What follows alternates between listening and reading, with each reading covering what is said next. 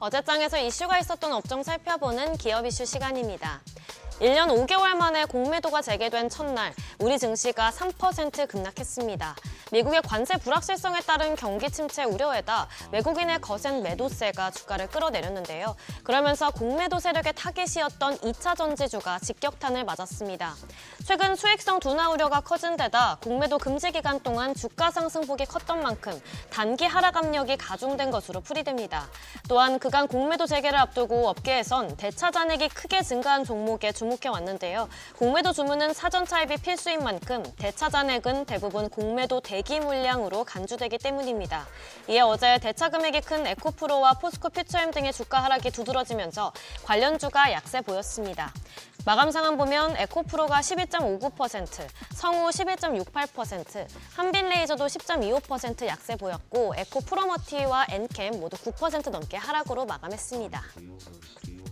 반도체주도 연이어 하락세 보였습니다. 상호관세 부과일이 임박한 가운데 트럼프 대통령이 미국으로 들어오는 반도체에 최소 25%의 관세를 부과하겠다고 예고하면서 투자 심리가 계속 위축된 상태죠. 또 지난 금요일 뉴욕 증시에서 나스닥 지수가 급락한 것도 반도체주에 악재로 작용했습니다. 미국의 소비자 심리 지수가 악화하고 기대 인플레이션도 무섭게 오르면서 스태그플레이션에 대한 우려가 커진 상황인데요. 이에 엔비디아를 포함한 반도체주가 크게 빠지면서 필라델피아 반도체 지수도 3% 가까이 급락했습니다. 여기에 더해 우리나라 한미 반도체 실적이 예상치를 하회하고 경쟁사까지 등장하면서 반도체주 전반에 먹구름이 꼈습니다. 관련주 살펴보면 IST 13.1%, 한미 반도체 11% 가까이 하락했고요. 네오셈도 8% 넘게 빠졌고 테크윈과 PSK홀딩스도 모두 8% 가까이 하락으로 마감했습니다. 산불은 진화됐지만 산불로 인한 피해는 지속되고 있습니다. 이번 산불은 인명과 재산 피해가 모두 역대 최대였는데요. 주택 및 농업시설물 6,400곳 이상이 불에 타서 수천 명의 이재민이 발생한 상태죠. 이에 정부는 주거 지원이 시급하다는 판단하에 대책 마련에 나섰습니다.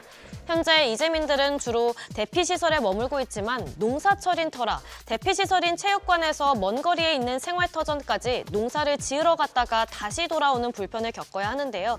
이에 이철우 경북도지사는 무상으로 지원받은 모듈러 주택 100동을 우선 설치해 제공할 예정이며 추후 이를 확대해서 이재민들이 집을 지을 때까지 1년 정도 생활할 수 있게 할 계획입니다. 이 같은 이유로 모듈러 주택 관련주는 산불 발생 이후 상승했었는데요. 그간 급등에 따른 차익 실현 매물이 나오면서 어제 약세 보였습니다. 마감 상황 보면 금감공업 13% 가까이 빠졌고 SY도 12% 가까이 하락했고요.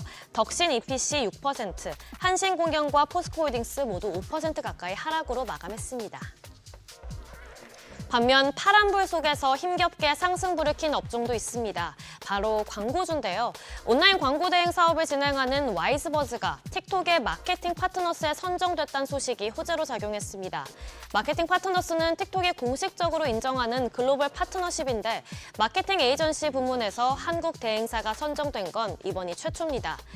이에 따라 와이즈버즈는 온라인 광고에 대한 풍부한 경험과 노하우를 바탕으로 틱톡에 최적화된 광고 컨설팅을 제공할 예정인데요.